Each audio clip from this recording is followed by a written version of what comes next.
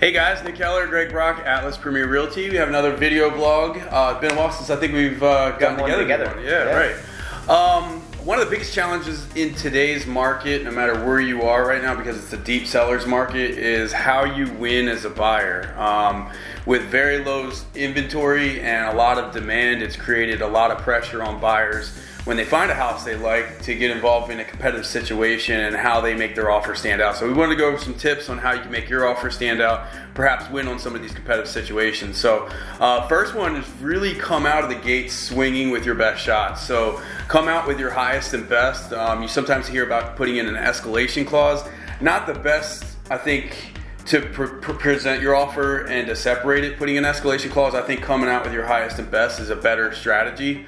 Yeah. Just because it shows you're a little bit more serious versus trying to incrementally beat other offers. And if you are going to use an escalation clause, the increments matter. So I've seen a lot of on our listings come in $500, $1,000 increments. It doesn't really change somebody's mind over a particular offer if they have other contingencies that might be more attractive. So make it something worthwhile. $2,500, $5,000 increments to really differentiate your offer if you are going to use an escalation. So more substantial difference. Correct. That kind of leads into the second one. So the second one is whenever you're going to increase the price, the risk you run is possibly running into a lower appraisal. So being willing to cover some of that possible appraisal gap or all of it, again, that's going to be possible more out-of-pocket expense. Yep. You want to consult with your real estate agent, see how confident they are on the upside with covering with it actually appraising. But if you fear that it might underappraise, maybe being willing to cover some of that appraisal gap might help kind of circumvent that.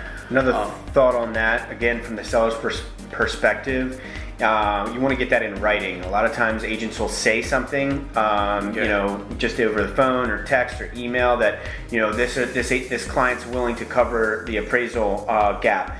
Well, you want to actually put that in writing and say that you will cover up to $5,000 or $10,000 in appraisal gap. You don't want to bait and switch. Correct. Right.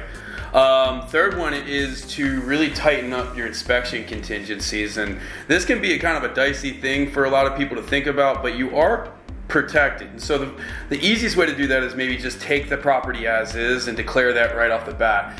That does not forfeit your right to do inspections. It just means up front you're not going to nickel and dime them for every little repair. You're not going to ask them for any repairs, but you still have the contractual right to get out of the contract if there's something that comes up that you're just uncomfortable with. So it kind of protects both sides and lets them know we're not going to nickel and dime you.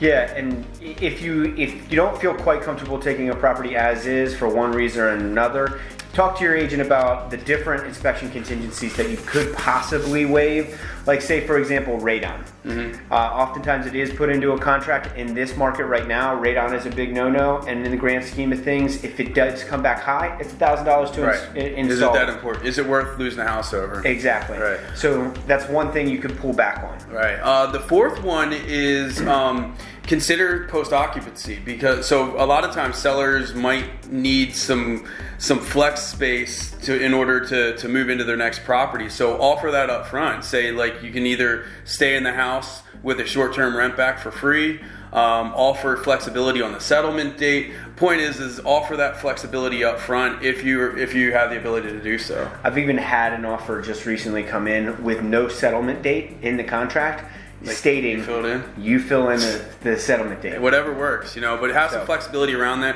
Sometimes that's important to sellers. So another thing too is maybe play around with some of the different additional terms that are often forgotten. So one of the ways is offer a non-refundable and higher earnest money deposit. If you're confident you're going to purchase that property no matter what, say, look, we'll give you a higher earnest money deposit and we'll make it non-refundable. The other thing that a lot of people don't realize is that you do have all these contingencies in place, your financing and your inspection contingencies, even with an as-is clause, to protect your earnest money deposit. So if you're already planning on putting 3.5%, 5%, 10% down, you can put a big chunk of money at that earnest money deposit to make you be different than the rest of the offers and make it seem more serious. And that earnest money deposit comes back to you at closing, provided you make a successful settlement anyway. So. That's one way. A quicker close, shorten your deadlines. All those ways are ways that you can kind of take care of the details to make it more appealing to a seller. And then the last one is one of our favorites, and I think often gets missed, and also circumvents possibly running into an appraisal issue, and that is offer to pay all the transfer taxes. In Maryland, it's customary for a buyer and seller to split those taxes 50-50. Rather than pay more on the purchase price and run into an appraisal issue, offer just to pay all of the closing or all the transfer taxes. Yeah, and depending on the sales price, this could be anywhere from a few $1,000s to $10,000, depending on how much the sales price is and which county you're in. But either way, you're saving the seller a ton of money, and you're not affecting that appraisal, which is key. That's right. So these are just some tips on how to make your offer stand out. As always, you want to consult with your real estate professional to help kind of guide you through what is best for each scenario. If you have any questions, please don't hesitate to contact any one of us. Yep. Thanks for your support, and we'll see you next time. Thanks a lot.